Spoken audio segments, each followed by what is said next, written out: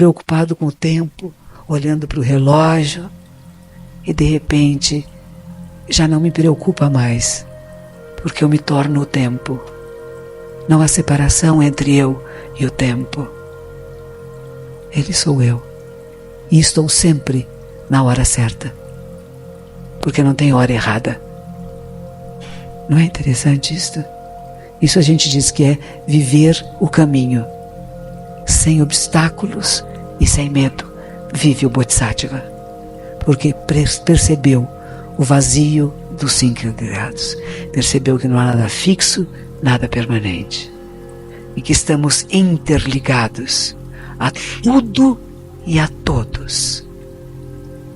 E nos tornamos uma presença absoluta. Presente onde você está, fazendo sempre o melhor de você, não mais ou menos, não empurrando com a barriga que amanhã eu vou fazer melhor. Não tem amanhã, tem o agora. E aí nós nos libertamos de dor e sofrimento. Não ficamos remoendo, ruminando. Não somos gado. Embora algumas pessoas queiram nos tratar como gado. Nós não somos gado. Nós não ficamos ruminando as nossas experiências e o que passou. Nós não vamos ficar aqui pensando aquele som. Mas cadê o som? Ele já foi. Teve uma senhora japonesa que um dia fez um retiro zen budista no Japão. E quando terminou o retiro, ela foi falar com o mestre e ela fez um haikai, que em japonês ela dizia uma coisa mais ou menos assim, em português seria assim: o galo cantou cocoricó. Acabou. É o que é. Em japonês, cocoricó é kikuka, kikuka. Kikuka. Ouvi, seria dizer isso. O som de uma galinha cantando, do piar, de um galo, é kikuká, kikuká, kikuká. E kikuká também dizer, ouviu? Porque é só isso. Não tem nada extra. Gostei, não gostei, foi bonito, foi feio, agradável, desagradável. Não. Cocoricó. Cachorro, au, au.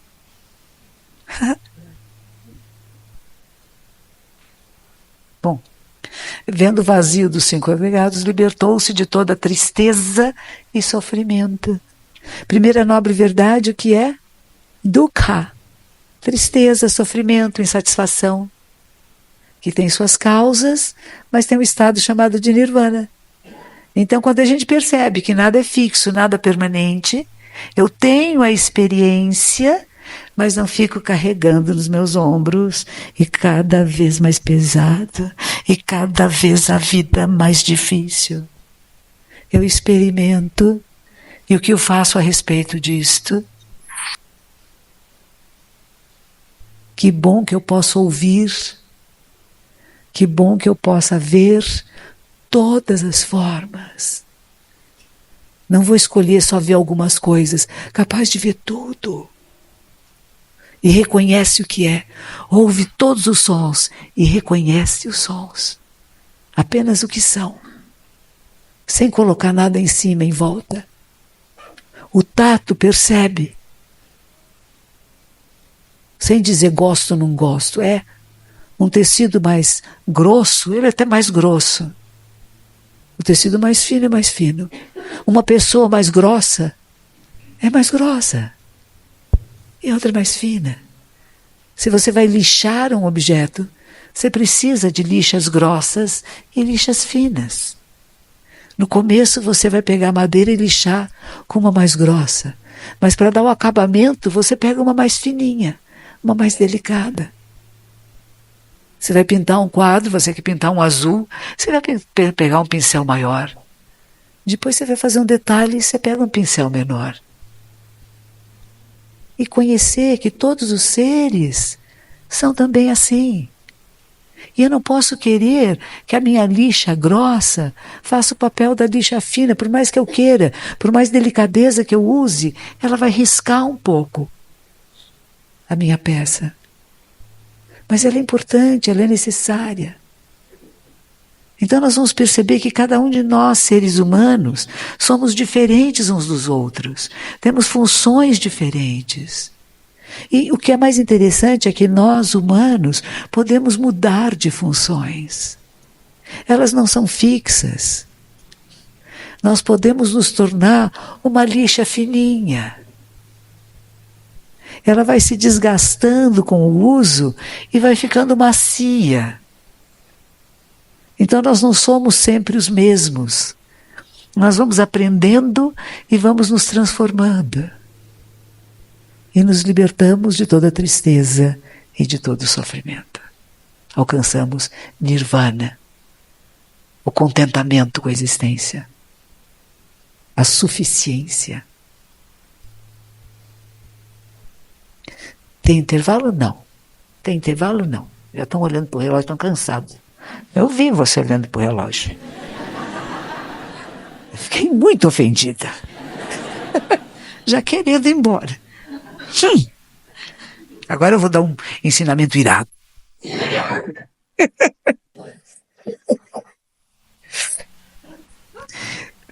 Aí essa Kanon Bodhisattva, esse texto, é uma conversa de Kanon Bodhisattva com um discípulo de Buda, que chama Shariputra. Então esse discípulo é um dos grandes discípulos iluminados de Buda. É uma pessoa que também é como se fosse um Bodhisattva. Mas ele fica questionando, porque é legal isso, sabe? Você encontra um Bodhisattva e começa a fazer pergunta. Vamos conversar do Dharma. O que você entende disso, o que você entende daquilo? Como foi para você, não é assim? A gente vai conversar o Dharma. Que experiência é essa? Como se manifesta? O que isso significa? Tem significado? Não apenas do que você leu, mas do que você experimentou. Como é que é? Como é que é com você?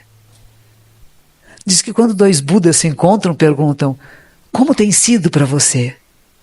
Tem sido fácil transmitir os ensinamentos? As pessoas têm compreendido? Essa é a pergunta. E como fazer com que todos os seres compreendam? Essas são as perguntas. O diálogo entre seres iluminados, né? E às vezes a gente fica parado assim no detalhe. Ele olhou para o relógio, ele queria que eu fosse embora, estou tão brava, Eu estava lá fazendo palestra, o outro se levantou, começou a mexer no cachecol, foi pôr casaco.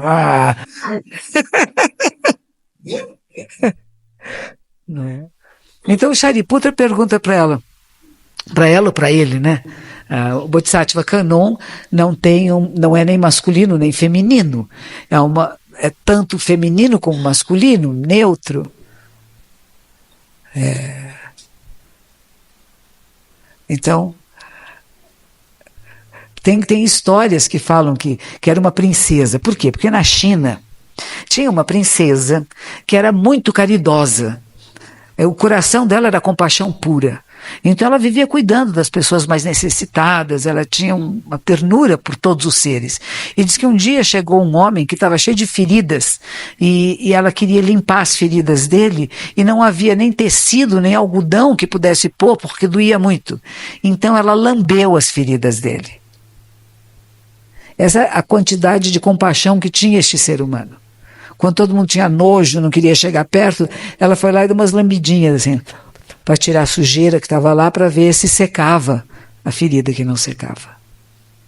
Então disseram que ela era uma manifestação de Kanon Bodhisattva, de Avalokitesvara da compaixão. E começaram a achar que isso era feminino. Sua Santidade, o Dalai Lama, que é bem masculino, não sei se vocês já encontraram ele, ele é macho. Ele não é fêmea. Definitivamente não. Mas ele é considerado uma manifestação da compaixão ilimitada. O Dalai Lama anterior a ele era considerado uma manifestação do Bodhisattva da sabedoria, de Manjusri. Mas ele é a manifestação de Kanon. É aquele que não quis ir lutar contra, Não vou fazer meus meninos e minhas meninas entrarem em guerra contra os chineses que invadiram pela 1000ª vez o Tibete, dizendo que é deles. Ele disse assim, nós não vamos lutar, não vamos derramar sangue. Claro que sempre houve uns ou outros, né? Não vamos nos queimar em praça pública, tem uns que querem, porque no Vietnã deu certo, né?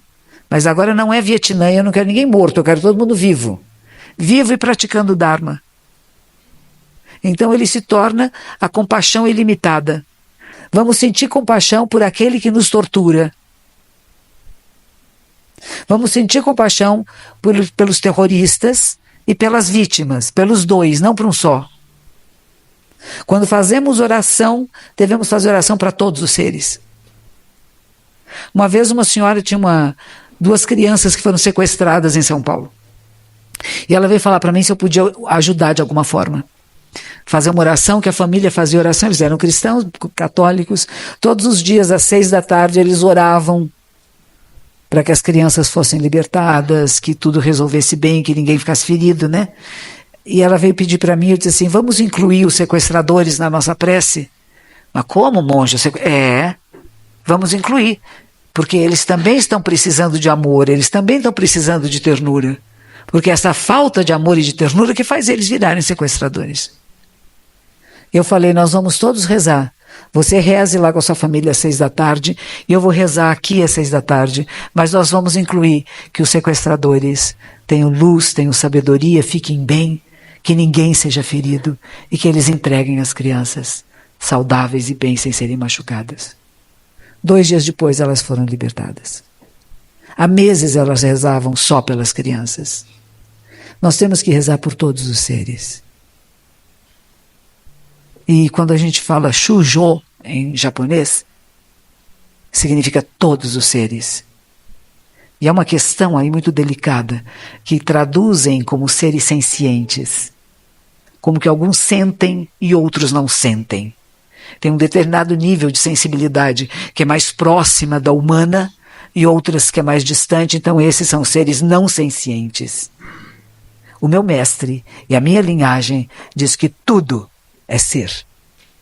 E nós não dividimos entre os que sentem de uma forma e os que sentem e se manifestam de outra forma. É dizer, a pedra tem coração. O vento está vivo. O ar está se manifestando. E nós podemos ouvir o Dharma de todos os seres. Das plantas, das pedras, da areia, do cimento, do plástico. E não apenas daqueles que sentem parecido com o que nós sentimos, que tem um tipo de consciência que parecida com a nossa. Nós não sabemos ouvir o povo de pé. Sabem quem é o povo de pé? As árvores. É como os índios chamam as árvores, o povo de pé. Tudo vivo, tudo é vida. Isso é um ponto muito importante. Dentro das tradições budistas, há várias interpretações. A interpretação que eu transmito é a do meu mestre, com a qual eu concordei, li, ouvi, entendi, pratiquei, experimentei e concordei. Todos os seres.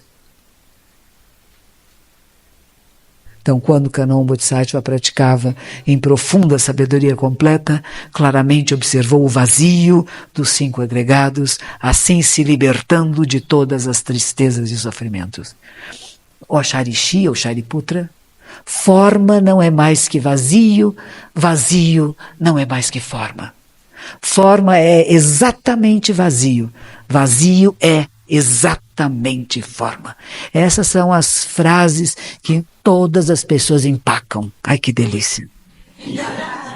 Como que a forma é vazia, vazia é forma?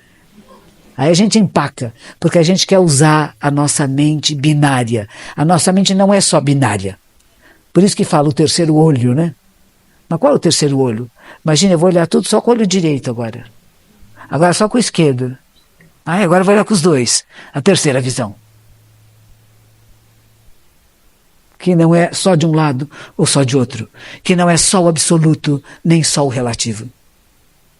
O terceiro olhar, A terceira visão, que a gente fala que vem aqui deste chakra, né?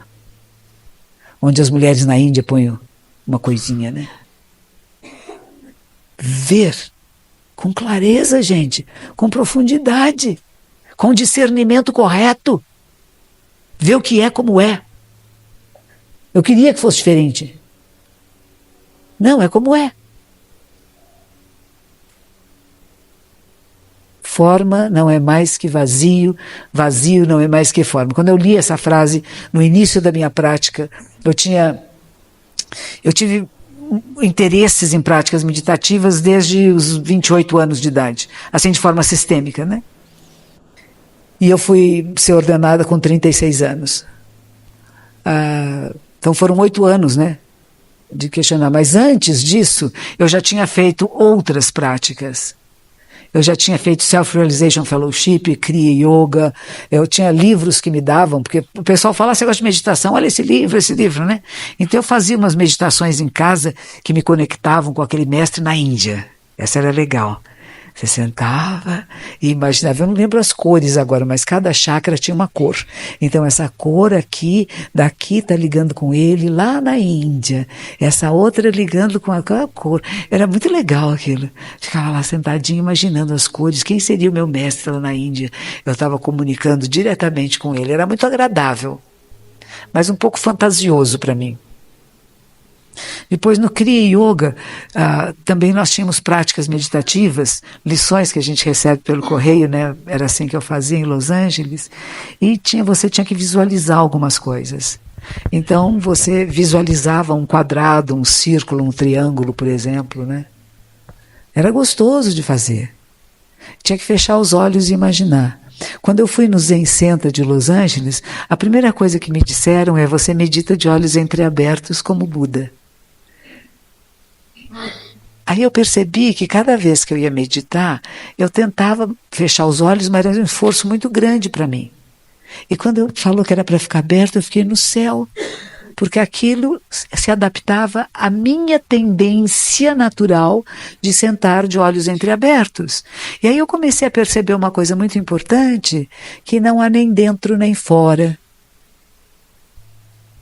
Claro, se a gente é muito agitado e fica, como alguns de vocês ficam olhando para o relógio, jamais esquecerei. Ou então fica olhando para o lado, né? Como é que as outras pessoas estão respondendo a isso, né? Quer dizer, você se distrai. Então, algumas técnicas meditativas desfecham os olhos, né? Pelo menos um dos sentidos você fecha para ver se vê alguma outra coisa, né? Para ver melhor tem que fechar o olho, veja só. Porque o olho fica pulando assim, né? Fica distraindo. Mas a gente também pode distrair com sons, né? Com cheiros, com tudo. Então, quando falaram que o olho era entreaberto, eu achei bem legal e por isso que eu continuei lá, gostei. Eu um dia li esse trecho, aí eu me mudei, eu trabalhava no Banco do Brasil, era funcionária local, comecei a praticar, fiz um retiro enorme, falei, vou me mudar para cá, não dá, eu tenho que morar com esse povo aqui, eu tenho que entender. Eles me provocaram, agora eu tenho que entender que história é essa, né? E fui morar com eles. E um dia me deixaram falar com o mestre, porque eu não podia falar com ele. Tinha os alunos, todo mundo que entrava tinha os professores antes de você falar com o professor maior. Mas nesse dia eu consegui uma entrevista com ele e cheguei para ele e falei assim, eu já entendi. Ele falou assim, o que você entendeu? O vazio dos 5 agregados. Eu entendi que forma é vazio é forma toda animada. Ele pegou o Kiyosaki, um pau de madeira, me deu uma paulada na perna, que ficou roxa. E ele disse assim, o que é isto então? Se a forma é vazia, o que é isso? Pá! Dor.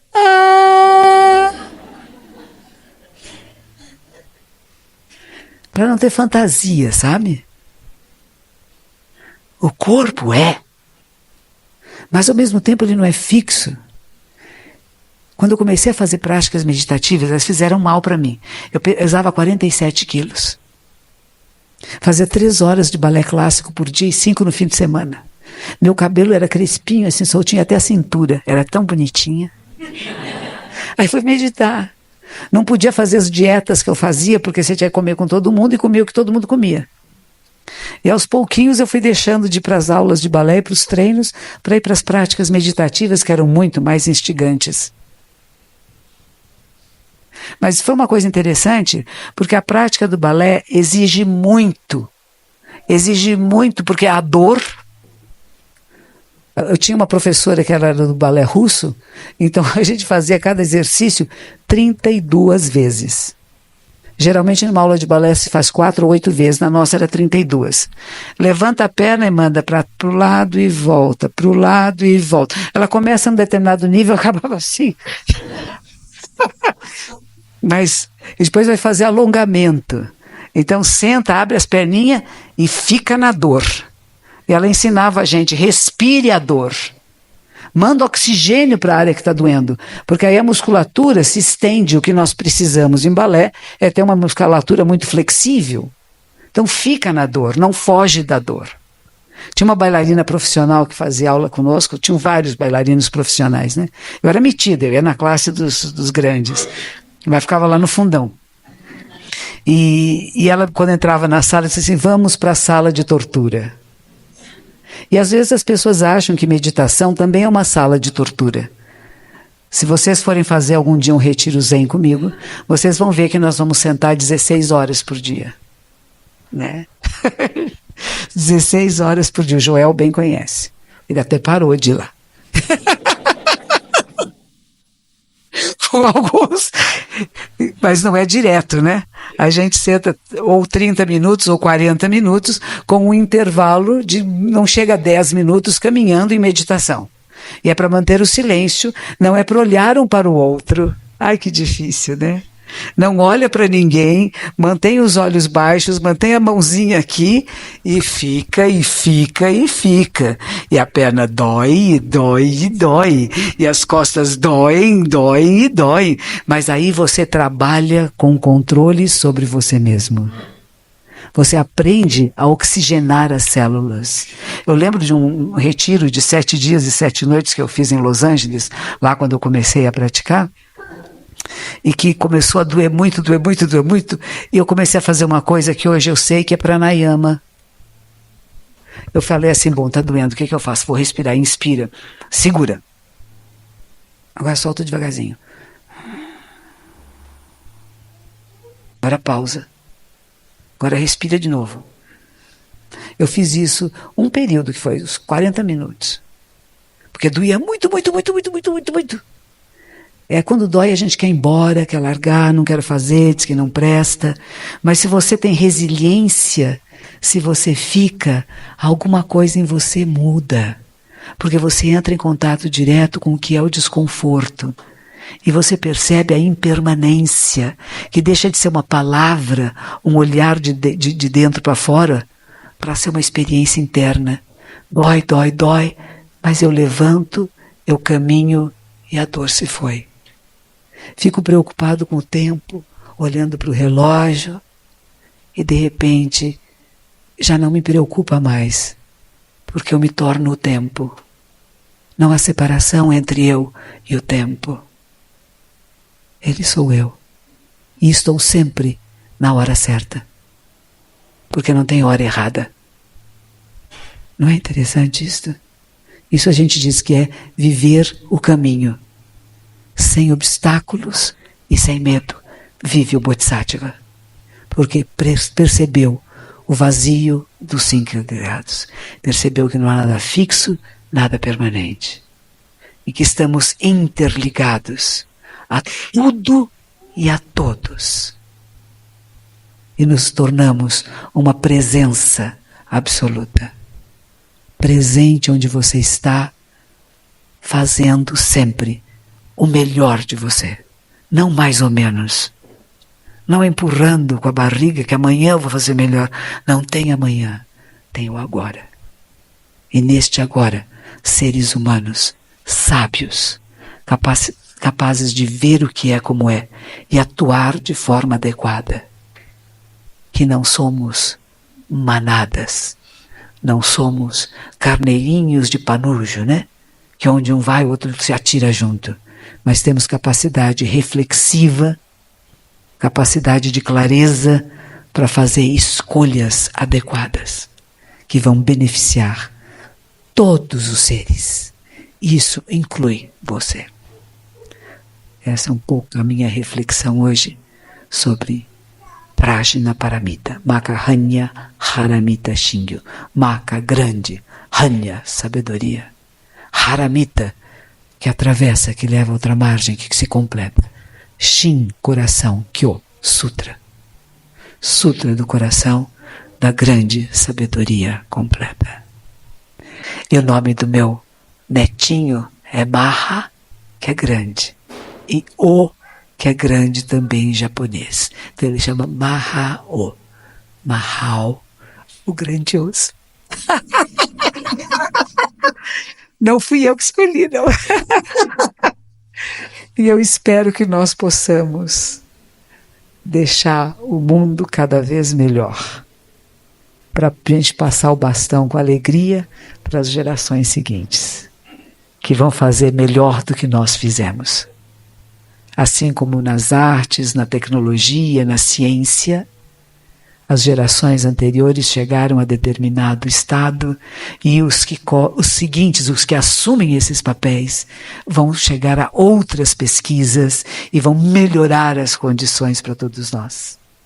Assim, de geração em geração, nós mantemos a tradição, mantemos a base do ensinamento, mas queremos que todos os seres acessem.